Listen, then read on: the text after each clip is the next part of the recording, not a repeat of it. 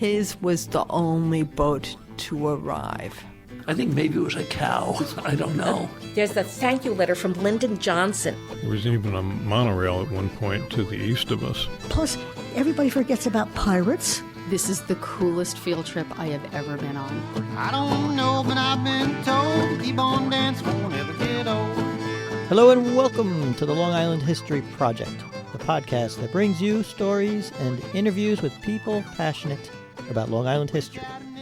You can hear them all at longislandhistoryproject.org. My name is Chris Kretz. I am your host, and our opening music is courtesy of the Homegrown String Band. We traded one island for another on this one, winding up on the other side of the bay, sitting in a kitchen, talking about sand and sea and how sometimes the message is the bottle, with today's very special guest.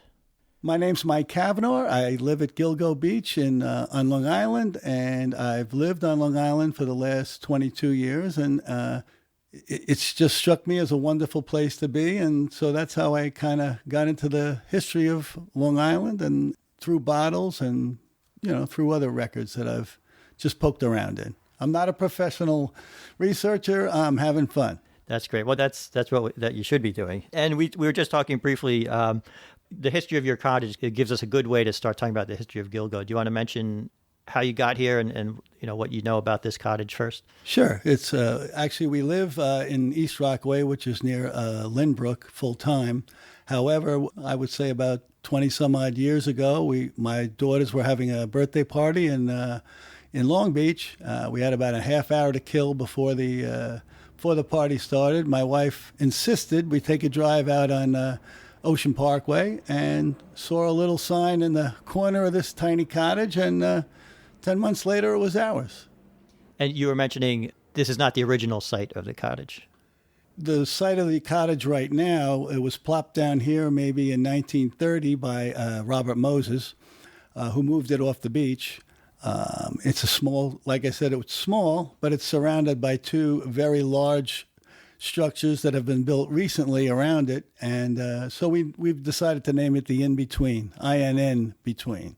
Right. So as I was pulling up, you'd given me directions, and you can see the height of the houses changes. You can see the older ones and then the ones that have been supersized or rebuilt. That's correct. So we're going to talk about a few things, but we'll stick with Gilgo since you've done a deep dive into the history. How far back have you been able to take Gilgo and what it's related to? Actually, Gilgo, back in the late 1800s, consisted of an inlet that separated what they called Jones Island from Oak Island. So these houses the houses were originally grew up around a life-saving station about 2 miles from here called Hemlock Beach. And it was actually a very thriving little vacation community, cottage community that probably had up to 20 houses at one time, with the center being the life-saving station, all of which came to an end around 1914 or 1915 when an inlet opened up there. And by the inlet opening up there, I guess the inlet had closed by that time at Gilgo. So right around 1915, everyone who had a leasehold at Hemlock was beginning to move their houses or leaseholds down to Gilgo 2 miles or a mile and a half to the west.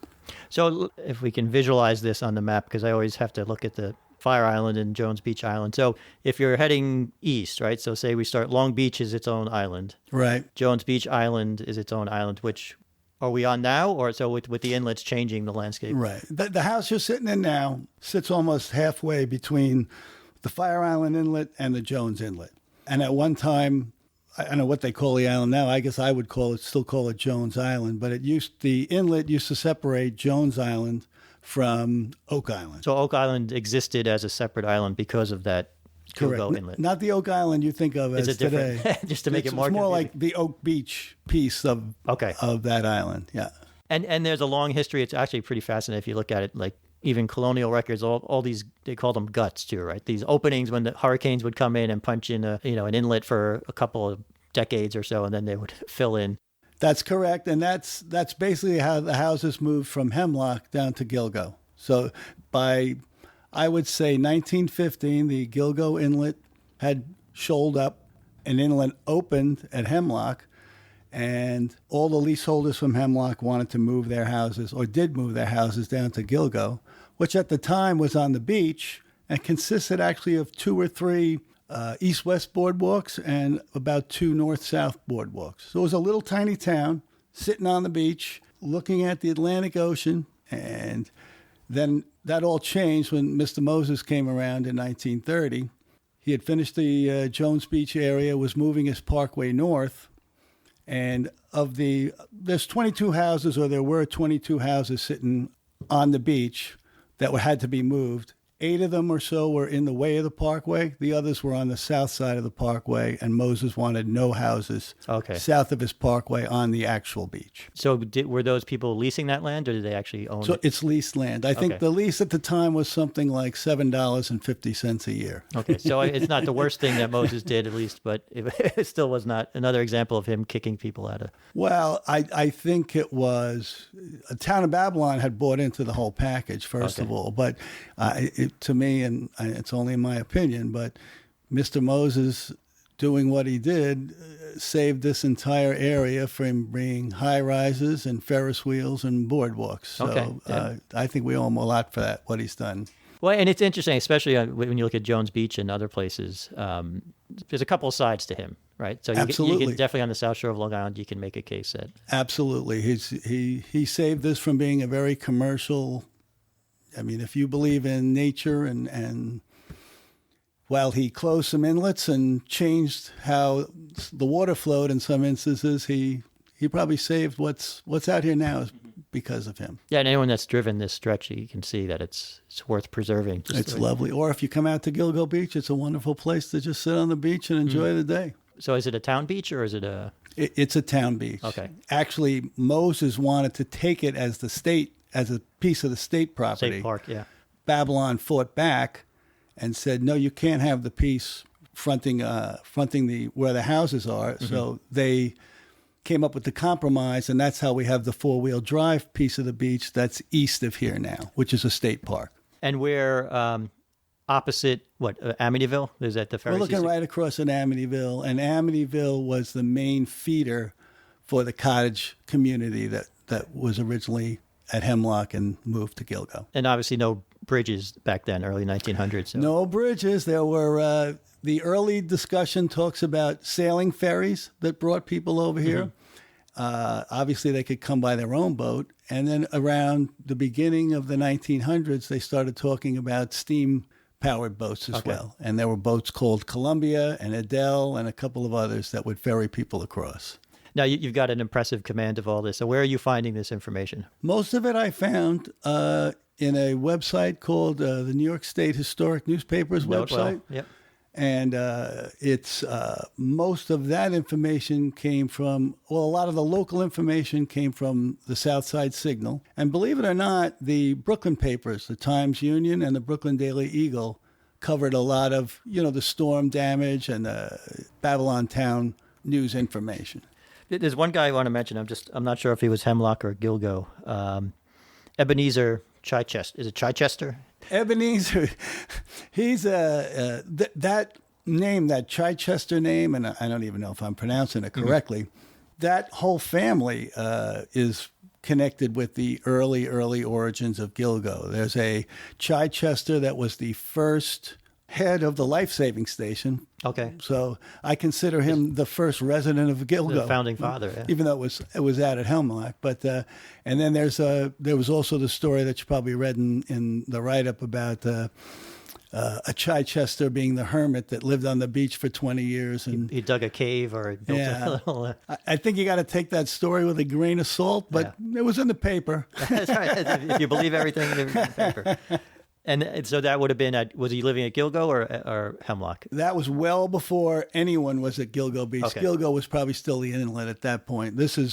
You would be around the life-saving station in Hemlock. Okay.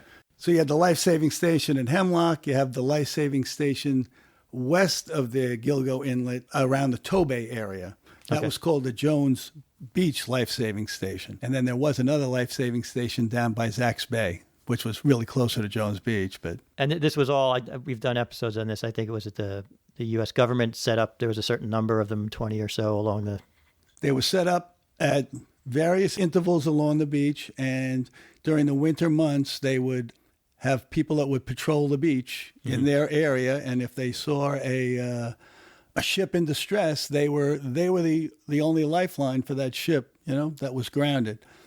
So as a matter of fact, if you go out to the Fire Island Lighthouse, which I'm sure you have, there's a wonderful exhibit of their some of their feats. Yeah. And this, before it was a vacation haven, the South Shore was pretty treacherous. All these inlets and shoals made it pretty, a lot of wrecks along here. And Gilgo especially, there's a story in the Signal back in the 70s or 80s, of a little description of the inlet that kind of described how as you come off the Fire Island piece of it, the Gilgo Inlet, I guess at the time, was shoaling up, and if captains weren't careful, there's been quite a few wrecks on that bar. Where does the name Gilgo come from? Do you know that? I have no idea. There's a lot of speculation. So some people say it's a fisherman from years and years and years ago that was good at catching fish, and when you wanted to go catch fish, since his name was Gil, you went where Gil went. So you want to go to Gilgo. But I think it probably relates back to the Indians of the Indian tribes of many years ago. Okay. That would be my guess. But it's a guess.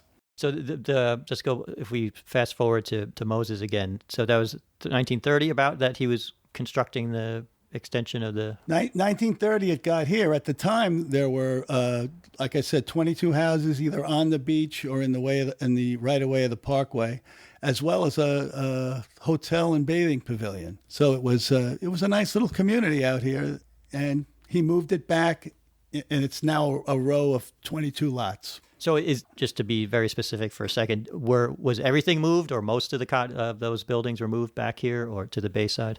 The state, as I recall, the way it was set up, if your house was on town land and in the way of the parkway, Moses moved your house for nothing. So it was no cost to move that house. Mm-hmm.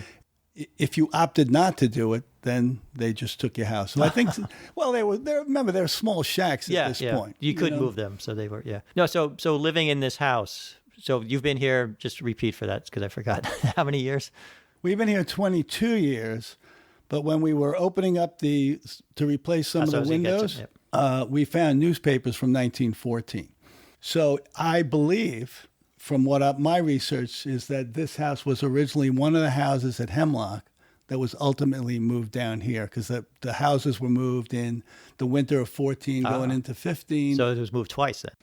So, yes, initially moved from Hemlock to Gilgo, sat somewhere out closer to the ocean, and in 1930 moved back to the location where it is now.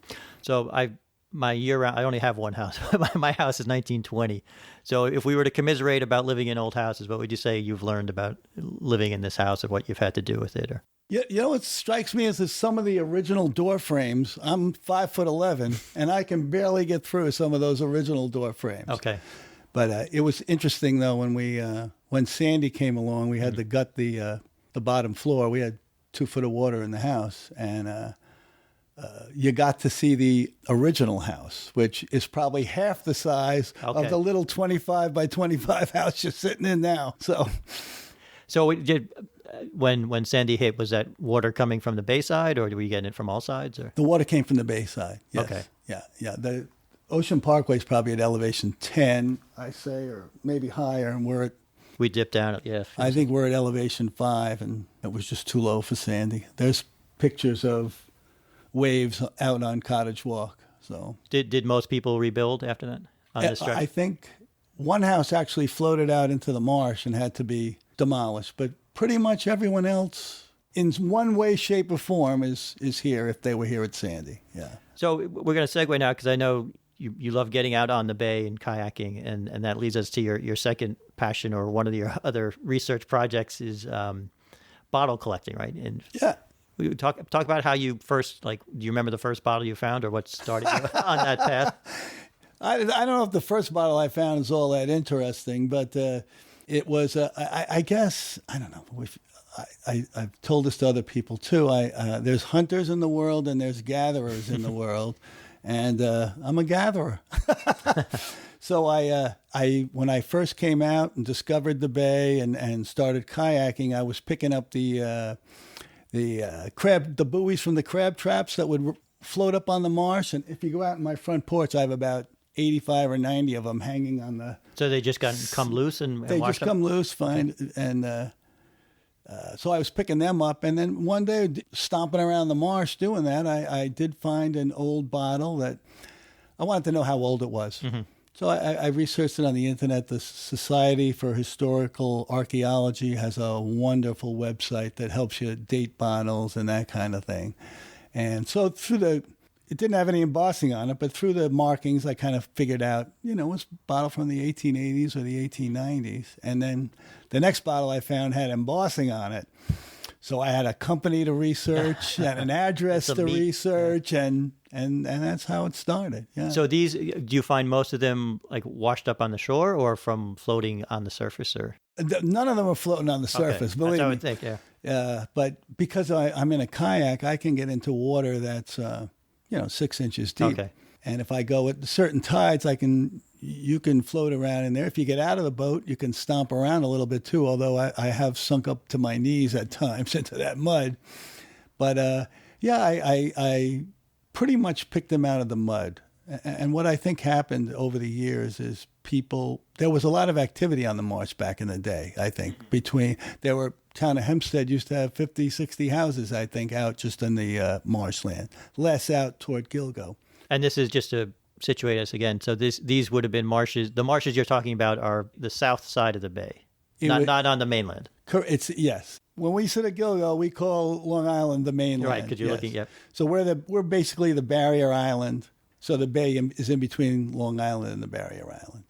But there's plenty of green marshland, and the crabbers and the clammers and the fishermen had shacks out there, and later on I think families had shacks out there. And I think what they did is they buried their garbage out on the marsh in lieu of taking it back, and then they must have buried it close to the shore, because as the marsh erodes, it'll fall into the bay. Over time, then the water sort of dissipates the mud, and there's the bottle. So over time, you're finding, it's almost like a steady drip of things coming to light. Oh, yeah. I can go to the same place year after year and find something. So talk about, we'll mention your website, which is baybottles.com. And you as a librarian and a researcher myself, I commend you on the amount of detail that you're adding to all this, because it's very well documented. So great job. Thank you.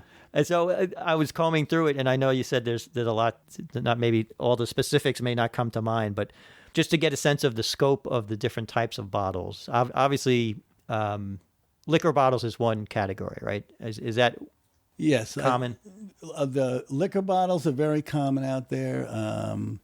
Liquor bottles from both pre-Prohibition, during Prohibition, and then after Prohibition. The other significant bottles, a lot of beer bottles out there, mm-hmm. a ton of mineral water and soda bottles, all of which you'd expect, from people out there. Pharmacy bottles, the old patent medicine bottles, all of those you'd expect. And then even some I half expected, maybe ink bottles for people. Yeah, you have a couple on ink, which it doesn't surprise me when I think about it, but it's interesting to see that. So, and these are all in general mostly intact, right? Or what's the state of them when you find them?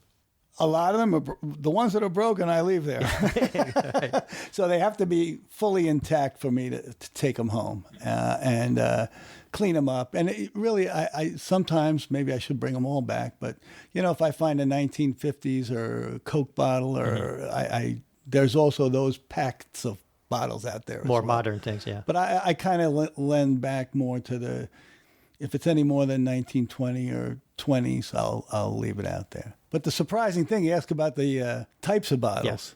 All the ones we've just described are, you would think, pretty common. You would expect to see them out there. But I have found probably 6 or 7 either hair dye bottles, hair regenerator bottles, or some sort of grooming or perfume bottle. So from the early 1900s. Mm-hmm. So you figure it out. People the same every time period. They don't want to lose their hair. I guess human nature is human nature, no matter what generation you're from. Well, the one example I was going to bring up to you, and I don't know if you found more than one, but the water pipes, the hookah pipe bottle, which took me a while to read and understand what it was. It took me a while to figure out what the heck it was, too. Yeah, describe what that was and how you went about. It's it's probably a 4 or 5 inch diameter ball that forms into a small, maybe 3/4 of inch neck. I looked through it, and eventually it was the bottom of the bottle. I think it was Rice Premier was the name of the company, and they were a smoke company. And sure enough, I found on the internet my exact bottle with the actual hose that you would actually smoke the hookah out of it. Well, and this is not my area. So is there an implication that it may not have just been tobacco they were using it for, or? I don't know. I couldn't tell you. It's a machine-made bottle. I know it's from the 1920s, and I know as I recall, there was a newspaper article in that post that talked about a professor in college, and so it could be that they were getting high out there. Okay. I'm not going to discount it. Right. Well, it's interesting. And so again, with all this detail, looking up, you alluded to it. You find a company name, you research the company. So beyond the newspapers, because you put up ads as you find the ads from the papers about these companies, have you dipped into other sources to track down like this corporate history or the locations of these? Yeah, I mean, it all depends if you're looking at a small business from Long Island, or you're looking at one of these large patent medicine businesses. But essentially, I start with the pretty much with the city directories, the names and addresses. New York Public Library has a wonderful array of them, almost all of them from Manhattan in their website, and heritage.com, who I can get through my local public library. I get a lot of the directory information from there. Just to give them a shout out, what's your local public library? East Rockaway. There we go. East Rockaway Public Library. And then I mean, that's really what it is. Census records are good to start. If you're really stuck, your census record might point you in one direction.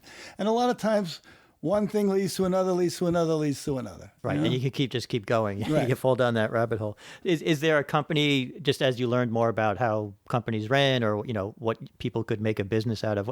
What's any of these companies stick out in your mind as just an interesting example of either local or even in Manhattan, like a crazy entrepreneur that made his money selling these hair dyes? Or one that kind of sticks out to me was a company.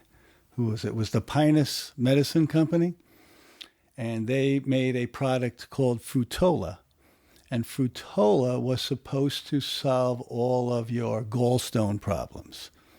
And the American Medical Association around 1906 wrote a little expose on them that basically said, well, wait a second, they're not solving your gallstone problems. They're actually, if you didn't have one, they'll create it before you, and then solve it. So it was actually an oil that if you took with a powder, it would create this soapy, globby substance that looked like a gallstone, and then you would excrete that gallstone. So they were creating a fake. It was a total fake that everyone thought was real because they were getting rid of their gallstones. Another one that I noted as I was going through, I just want to get the name. Vin Mariana, the way I read it, and you can correct me, it was wine infused with cocaine. Coco Mariana, they call it.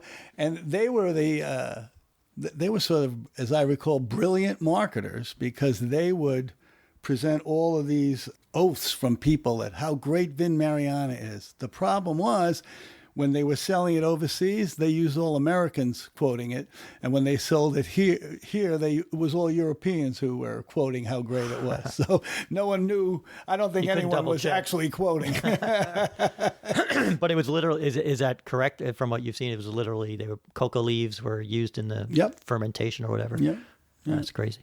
Do you get good feedback through the website? Are people finding it? Actually, it's one of the unintended consequences.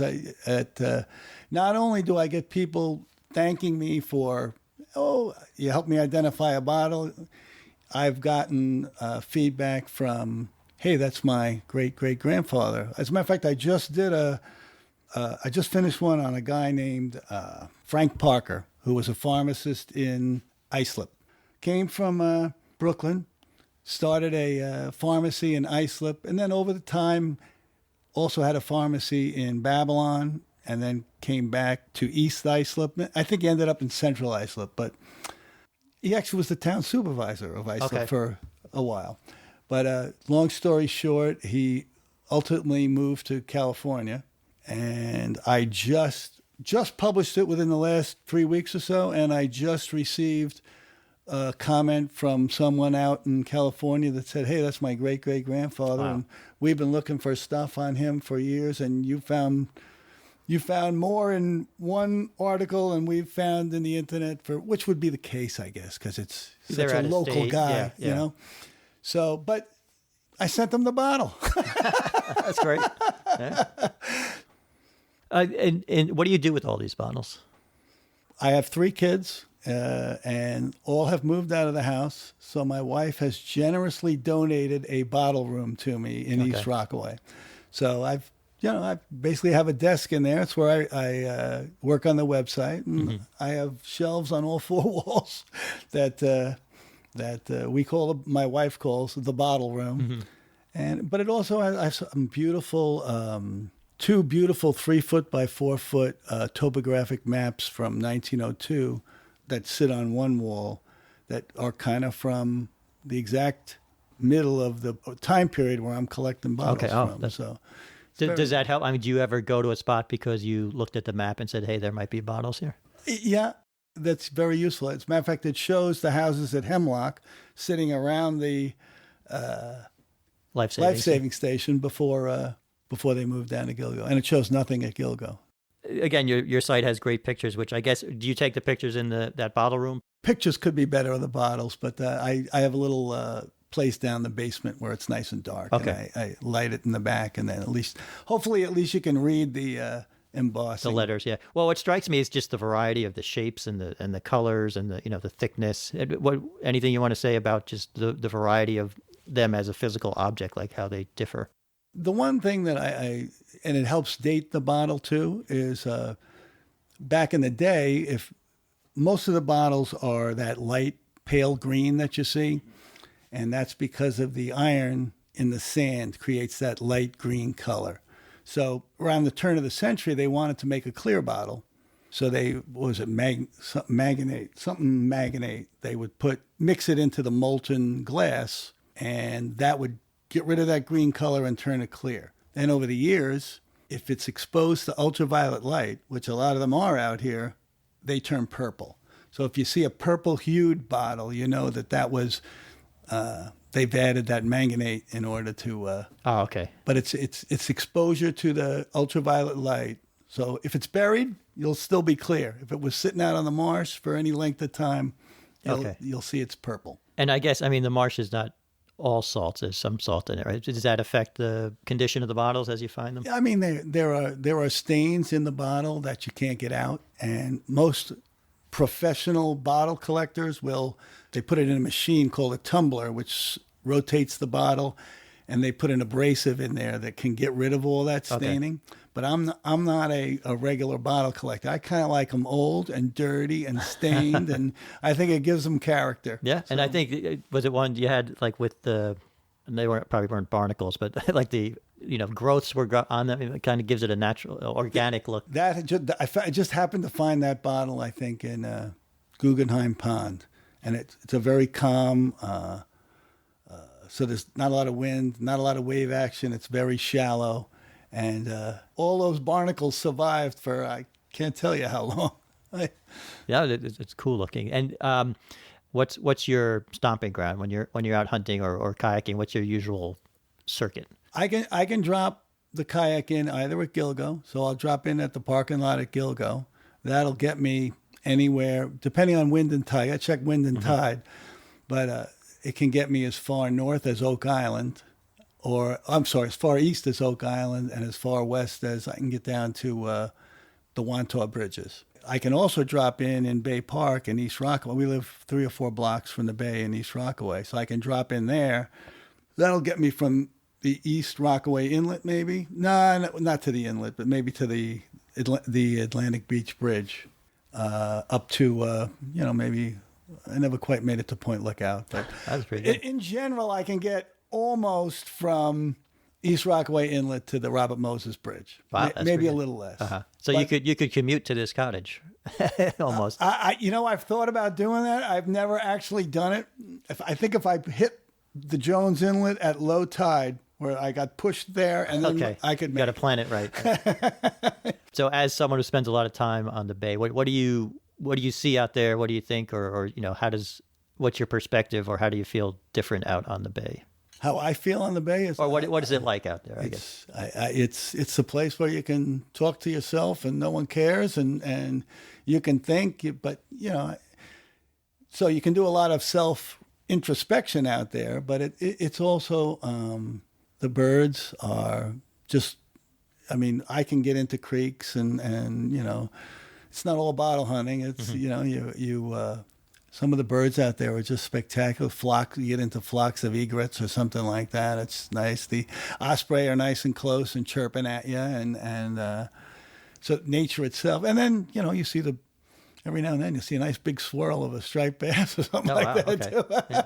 So I think the nature part of it is really cool, and if I could do a 2-second public service announcement, we got to take care of them. We the erosion out there and the I think the water quality's bad, and we gotta pay more attention. I think you can see how the oysters and clams they're not as plentiful as they used to be. And you're very close. That's why one reason I asked, because you're so close to this. You're seeing it sort of at the ground level, water level, I guess. But So we're just about wrapping up. One, is there anything I didn't ask you, or anything you want to mention that we didn't get to about anything? No, I just I appreciate the time to chat with you about history. I mean, it's really my passion, and it's a passion that I just started asking questions. It's really just curiosity. Well, what's this bottle's story? Then they all have a story, so it's nice. Most people don't want to talk about it, so it's fun. We've got they can listen to this, as they have the time. But that's great. What are you looking forward to? So, in terms of your season here, do you close up shop and head out, or do you what's the winter like out here? Yeah, there's no insulation here. There's no. So by the time you get up in the morning and you got to wear 3 sweatshirts and it's time to go. So take everything, pack it all into the house, and make the sign of the cross that it's here next year. Well, we're glad it's here. We're glad you're here doing this work. And again, thank you for spending time with us and letting us into your house and letting us get any chance you get to drive Ocean Parkway. I think I try to take it. So I appreciate it. And you want to come by and have a beer some afternoon? You're more than welcome. All right. Thank you.